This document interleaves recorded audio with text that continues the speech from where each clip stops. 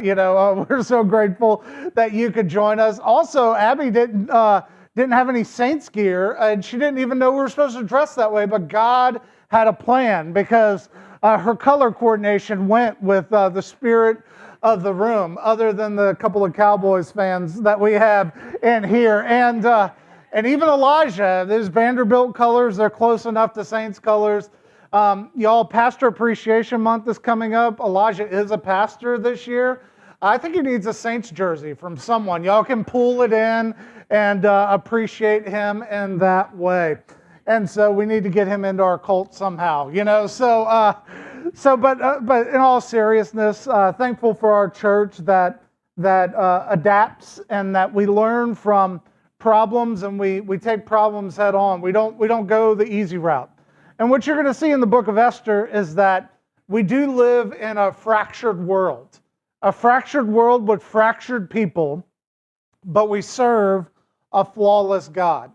So we're going to take several weeks here in the fall to go through the book of Esther. And so I want to invite you in on this story and this journey. If you've read the story before, you know the Bible, you know how it ends. You know that Esther is an agent of rescuing her people. But we don't go to the Bible because of the way that it ends. We go to the Bible because it encourages us in the midst of our fractured world that we live in, reminding us that God's plans are flawless and He is faithful. So I'm going to invite you to read with me. I'm going to read through all of chapter 1 and just a few verses of chapter 2 today, but I'm going to read a little bit, then stop and talk, read a little bit more, stop and talk, and then make our points. So what we see is on verse 1 of the book of Esther, it says, "These events took place during the days of Ahasuerus." And I don't know if I'm saying that right. True confession, when you come to hard names in the Bible, just make it up. No one else knows how to pronounce it. So I've heard, is it Habakkuk or Habakkuk? Well, he's not here to tell us. So you just kind of say it the way you want. So Ahasuerus that's not a dinosaur's name. I know it sounds like that. But actually, that is the way it's written in Hebrew. If we translated his name to Greek, his name is Xerxes. Anybody ever heard of Xerxes before? The Battle of Thermopylae. And so, great Persian king. So I may replace his name with Xerxes because that's easier to say. Are y'all good with that? So he ruled 127 provinces from India to Kush. Now this was kind of India, modern day India, Pakistan, all the way down to Sudan, Ethiopia. And at the time, the Persian Empire was the largest empire known to mankind. In those days, King Xerxes reigned from his royal throne in the fortress at Susa. He held a feast in the 3rd year of his reign for all the officials and staff, the army of Persia and Media, the nobles and officials from all the provinces. Xerxes was good, if you know anything about history, powerful ruler who was able at putting down rebellions and conquering other peoples. What we know is that he had just put down rebellions and had conquered both Egypt and Babylon. The book of Esther takes place approximately 50 to 60 years after the Jewish people's exile to Babylon. And if you actually read the Bible chronologically, y'all know some of the Old Testament is not in order, but if you actually read the Bible chronologically, the book of Esther takes place in the middle of Ezra.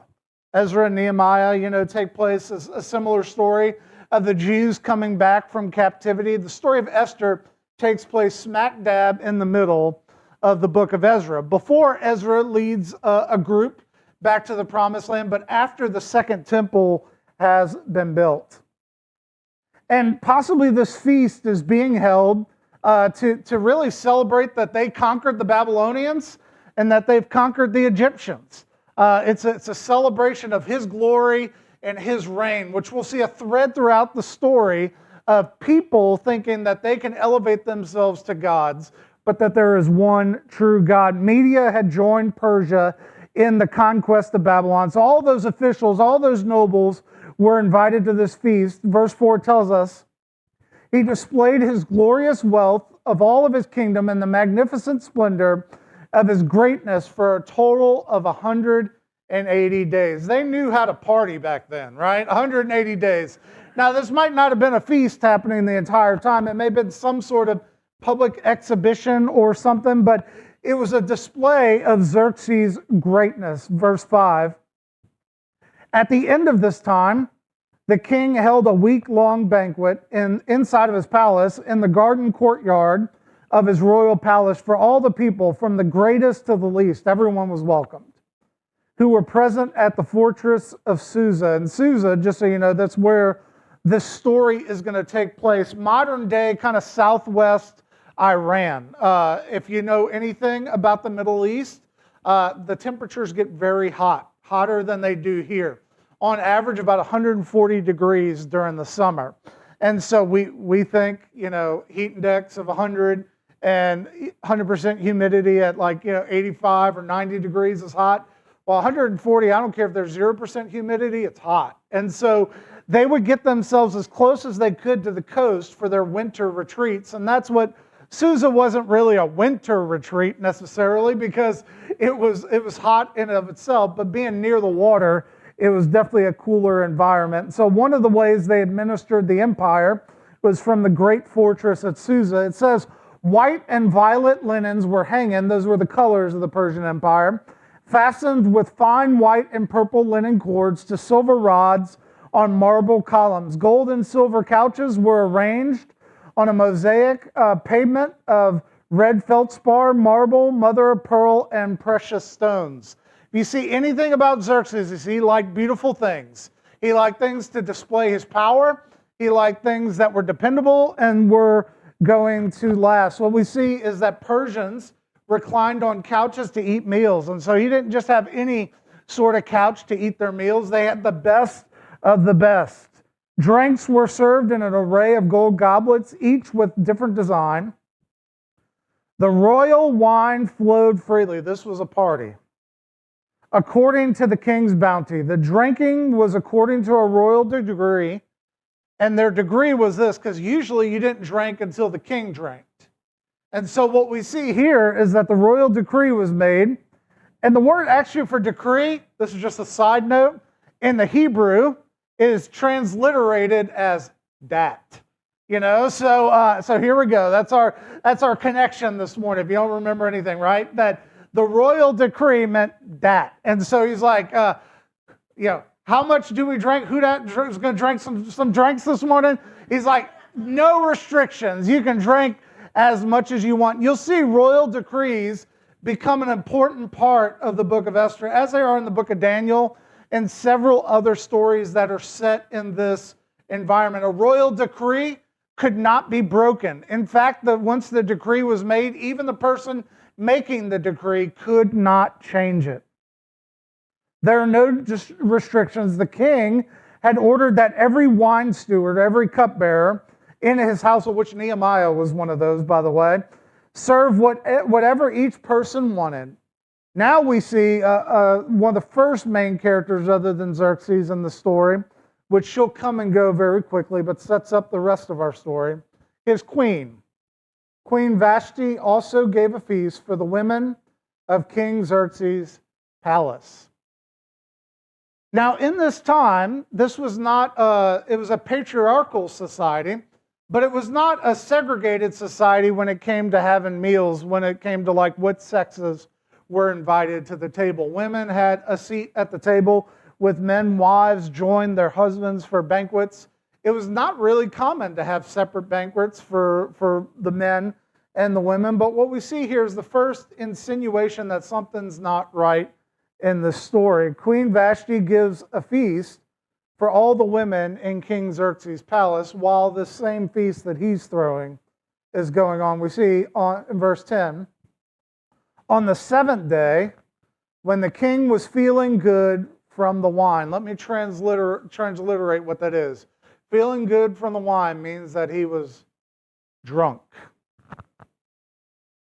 Xerxes commanded Mehuman, Bista, Harbona, Bigtha, Abagtha, Zethar, and Carcass. How would you like that name? Carcass. You see why I'm reading it this morning. The 7 eunuchs who personally served him, who are also mentioned, 7 eunuchs are mentioned in the book of Ezra, to bring Queen Vashti before him with her royal crown. Now, it's not really revealed here in our English translation of the text, but the Hebrew and really the traditions behind it probably insinuate that she was to come before wearing nothing but her crown, or her turban, which was kind of a crown back then. In fact, have you ever heard of Jews have these things called targums, which are the Aramaic translation of the Old Testament that kind of provide commentary on the Old Testament? It's kind of like a modern, ancient commentary. Well, Jewish tradition actually insinuated here that she was to come before the court wearing nothing but her crown. He wanted to show off her beauty to the people and the officials because she was very, very beautiful. Not if she was to be coming before them naked. Not only was she to not, y'all know Middle Eastern culture even today. It's very much like women do not show off their body parts. And so what we see is, even if that is not the case, it was still not right in that culture for another man to even look at another man's wife. And so we see so many violations of not just God's rule here, but even the secular earthly rules of the kingdom of Persia. But Queen Vashti refused. I'm not saying Vashti was perfect, but sometimes we look at the book of Esther and we give all the glory, to Esther or Mordecai. But Vashti, she had to have some courage too, to refuse her king, no matter what cost that might be. She refused to come at the king's command, and that was delivered by his eunuchs. The king became furious, and his anger burned within him.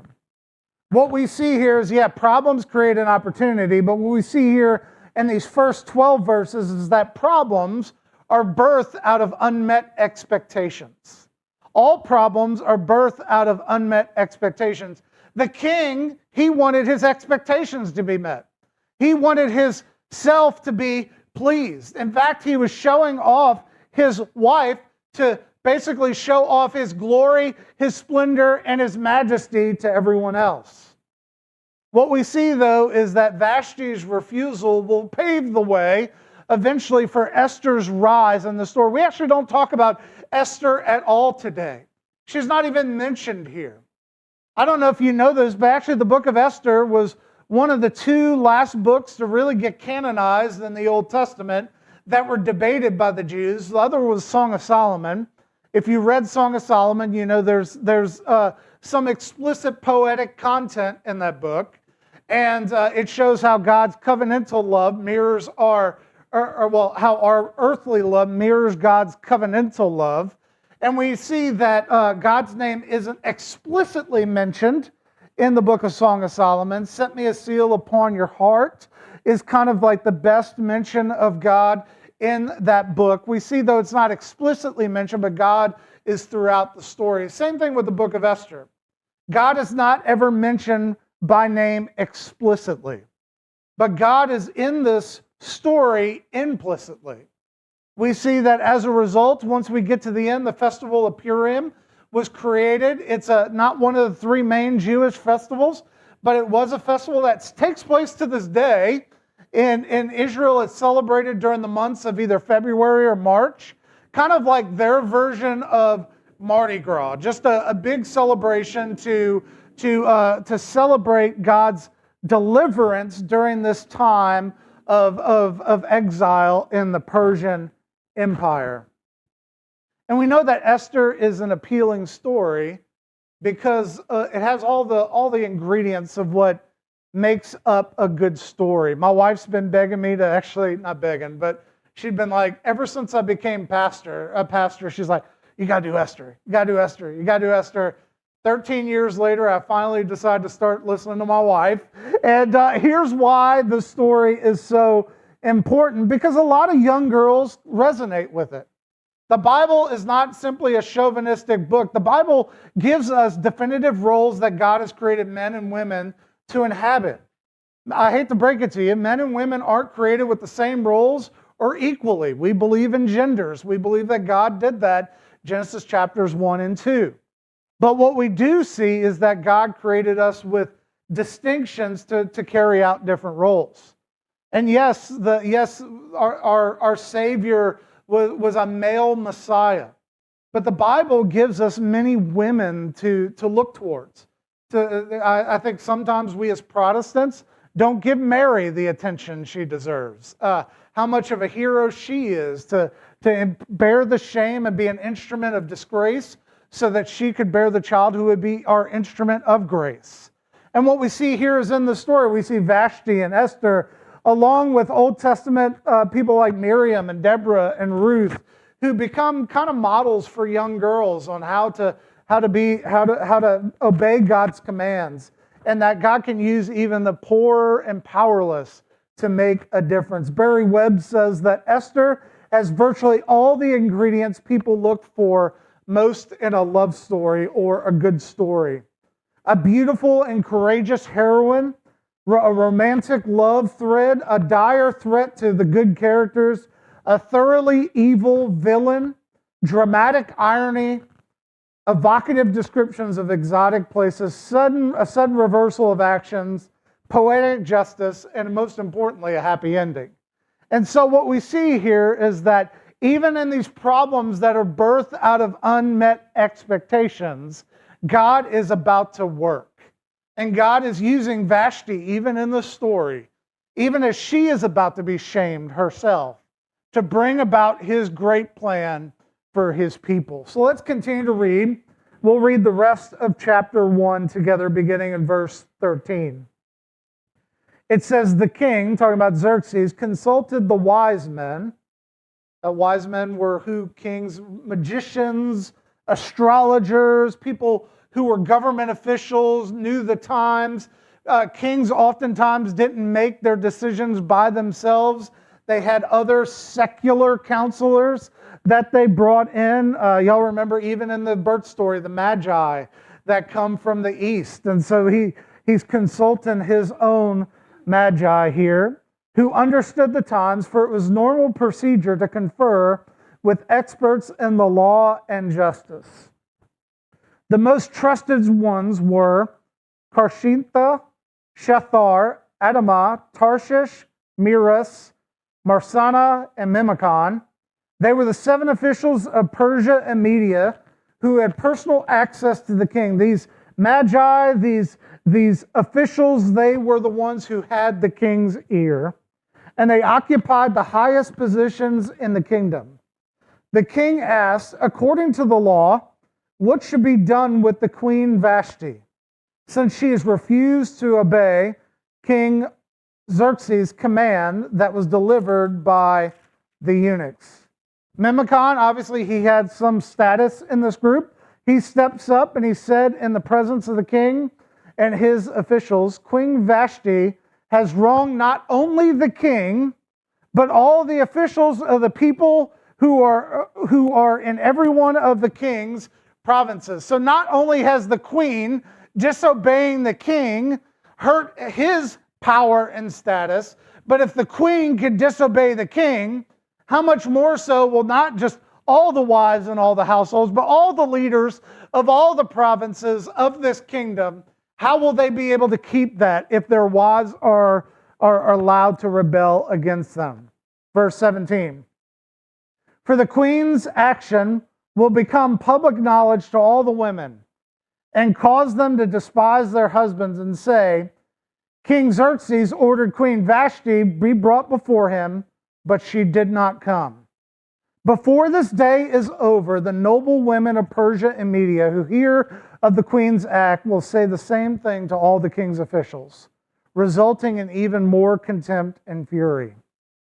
If it meets the king's approval, he should personally issue a royal decree. Remember, these decrees cannot be changed. Let it be recorded in the laws of Persia and Media so that it cannot be revoked. Vashti, now no longer is she Queen Vashti. She's just Vashti.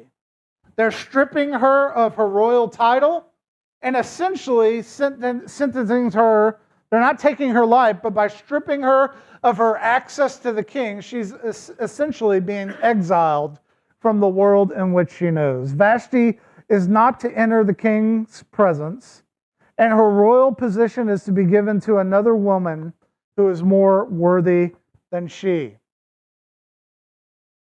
Can we relate? I'm not a girl, but I know the women here probably can relate, and even us guys can relate.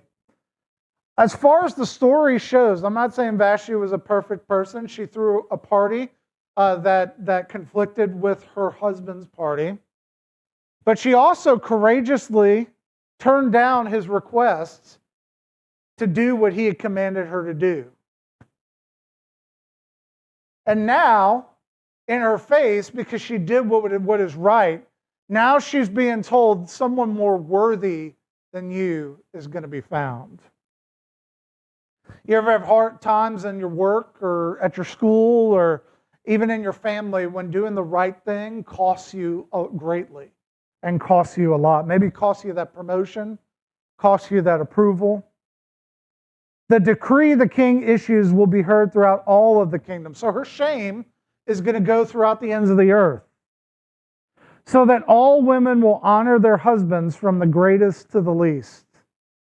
The king and his counselors approved the proposal, and he followed Memucan's advice. He sent letters to all the royal provinces, to each province in his own script, and to each ethnic group in his own language.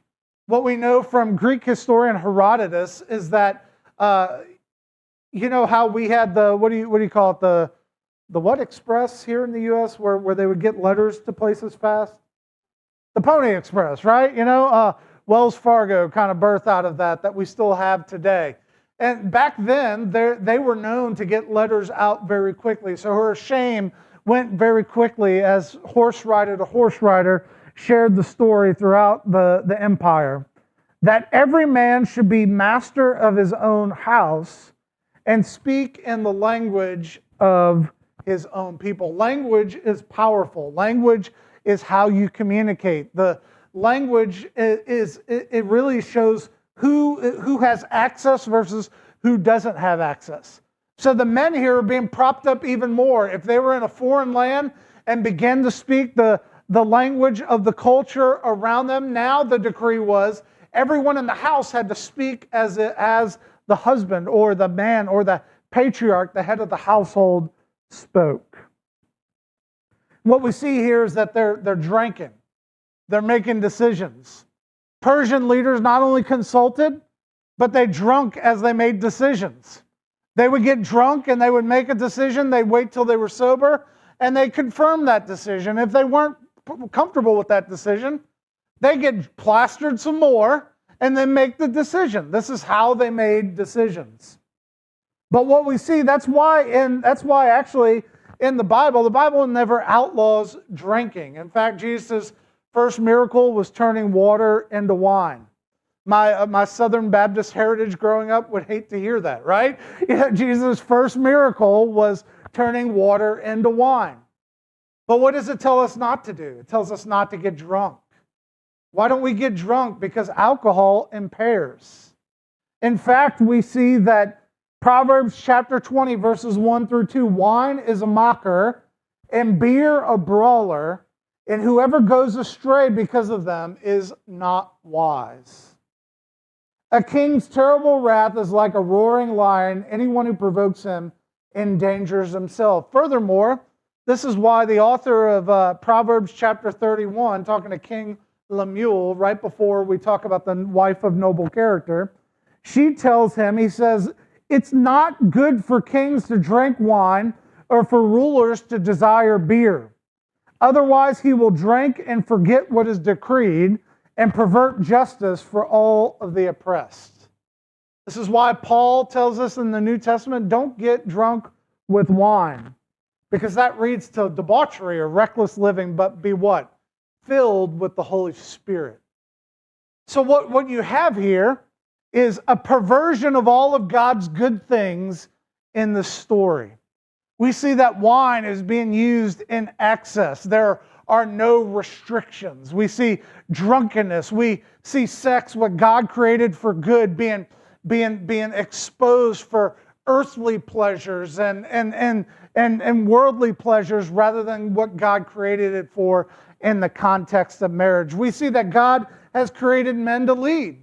Like God has called men to lead. Doesn't mean that women don't have roles of leadership as well, but God has called men, even in the household and in the church, to lead. But what do we see here in the story? We see a perversion of that. We see Xerxes trying to use that to his own pleasure and his good. Not like Jesus. What did Jesus say? I didn't come to be served, but to serve and to give my life as a ransom for many. These decrees were meant to empower the husbands in the household, were to empower the patriarchs and to diminish women instead of laying our lives down and serving. All good leaders lower themselves. Bad leaders exalt themselves. So what we see here is that problems are not only birthed out of unmet expectations, but problems have a genuine human consequence. Problems affect other people, and the way we deal with problems can destroy others. King Xerxes didn't like Vashti's response that she wouldn't parade naked in front of thousands of people for them to look and gaze upon her while they're drunk. And his response was to depose her, to rip her of all that she had known. But even in the midst of this cruel human consequence, we see there's an opportunity for God to work. Let's read the first 4 verses and then we'll wrap up today of Esther chapter 2, verse 4. Set the stage for where we're going to go next week. It says, sometime later, when King Xerxes' rage had cooled. Now, we're not told exactly how long this period is, but you go down to verse 16, and you kind of get a little bit of a time frame of that it could have been as much as 4 years after the events of chapter 1. And during this time where he had disposed his queen, and he's ready to enact that royal decree of finding him a new one, he had already gone down to Greece. If you've ever seen the movie 300, which is not historically accurate, what does he do? He brings his vast army down to Greece. And they're held off for a good bit while the Greek army retreats by a group of 300 Spartans led by Leonidas I. And it wasn't just 300, there were several thousand there, and about 700 other people from the city-states in Greece. Maybe a little bit humiliating, but ultimately Persia wins. And now he's sitting back and he's looking back at all the great victories. They've just conquered Greece, and looking back, and he's starting to miss his wife. But even though he misses his wife, he can't change the decree that he made. It says he remembered Vashti, what she had done and what was decided against her. The king's personal attendant suggested, let a search be made. Notice this, and right here, he's obviously still not operating in the proper manner, because it's not insinuated that he asked for their opinion, but they give it anyway. They weren't supposed to consult unless they were asked. And kings in the society often had a good job of killing people who suggested things that they didn't agree with. You ever see that in the movies or anything, And so what is happening here, he's missing Vashti, he's remembering Vashti. That's the way the Hebrews kind of insinuates there. The king's personal attendant suggested, let a search be made now for all beautiful young virgins. 3 requirements. They had to be pretty, they had to be young, and they had to be not touched. Beautiful young virgins for the king, and let the king appoint commissioners from each province in his kingdom so that they may gather all the beautiful young virgins to the harem where the women were stored at the fortress of Susa. Put them under the supervision of Haggai, the king's eunuch. Now, what was a eunuch? A eunuch was a castrated man, and the reason he was castrated is because they wanted to make sure that any progeny, any child born to Women of the harem came from the king and not from anyone else. The keeper of the women and give them required beauty treatments. Now, in the Hebrew, the required beauty treatment is literally translated scrubbing or scrubbing down. They were exfoliating. They were getting ready to be presented before the king. We'll learn later on in this chapter, it was a 6-month process. This probably wasn't just like a 6-month retreat at the spa either. You ever seen like the movie Memoirs of a Geisha or any other type where women are prepared to come before these men? This was a process that had a lot of pressure on these young women. Then the young woman who pleases the king will become queen instead of Vashti. This suggestion pleased the king, and he did it accordingly. We still see that the king is operating for his own pleasure. He's literally ripping young girls from all over the empire to be gathered into his harem and to be forced for 6 months to become worthy enough to be in his presence. Humiliating. While we don't know if this was a forced exile like modern day human trafficking, we do know that these weren't pleasant conditions. And most of these women, because only one was going to be chosen as queen, most of these women were being confined to perpetual widowhood. They couldn't marry anyone else. They're part of the king's harem. He was only going to pick one of them to be elevated. So they're being ripped from their fathers. If you know anything about this culture, and it factors into the story of Ruth, if a man died, like that was the loss of protection for the woman in the society. So they're being ripped from that protection to be placed into a house, a harem, for the king's pleasure. But even in this dark moment, we rest in this fact that problems are an opportunity for God to work. God can work in a dark harem full of young girls. Most of these girls were between the age of 12 and 14, right as they were entering puberty. This ensured that they were virgins. Y'all don't know that? Mary was likely herself around this age. It's when they got married in that culture. These young girls are ripped from their fathers' homes to be placed in a harem, waiting for the king to please however he decides to please. And in the midst of that dark moment, it's where God will begin to work in the story. Here's what I want to encourage you today. I don't know where you find yourself, but know this. You might have done the right thing like Vashti did, at least at one point in the story, and you might see everything stripped away from you because you did what is right and good. You may be serving your own pleasures, your own purposes, like King Xerxes is in the story. In both of those situations, God is at work. He's at work for His glory and your good. I ask you today, will you allow Him to work? Already in the story, we see that God is at work taking down a powerful Gentile king in King Xerxes, one of the most powerful rulers that ever walked planet Earth.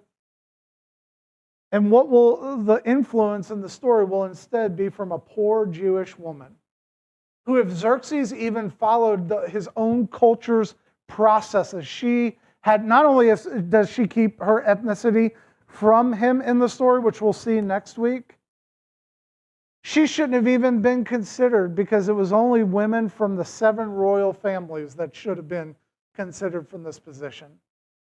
But because Xerxes wanted beautiful, young, virgin, he wanted the best of the best, he goes past even what his own rules are. And he gets women from all over the empire. And we'll see that God uses a poor young Jewish woman named Esther to bring about hope to His people. And I'll close with this. Daniel reminds us, the book of Daniel, and we should be reminded even in our own time, where I know y'all know I've mentioned this up until this time, but we're 2 months away from our own election of a leader here in our country. And for some of us, we might be scared. I've actually counseled that if you don't feel a little bit dirty voting in our electoral cycle, you may not be wholeheartedly following Jesus, because no candidate is perfect. But God has called us to participate even in our dirty, corrupt system. But be encouraged that even in the midst of that, God is at work. And Daniel reminded us, as God revealed to Daniel in a dream that he interpreted, which then allowed his status to rise in his own secular court and environment that he was in. Daniel writes this, he says, "May the name of the Lord God be praised forever and ever. For wisdom and power belong to him. He changes the times and the seasons. He removes kings and he establishes kings. He gives wisdom to the wise and knowledge to those who have understanding. He reveals the deep and hidden things. He knows what is in the darkness." Get this, even in that dark harem in Persia, in Susa, in a fortress.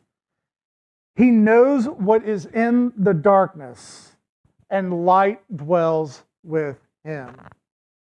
I offer thanks and praise to you.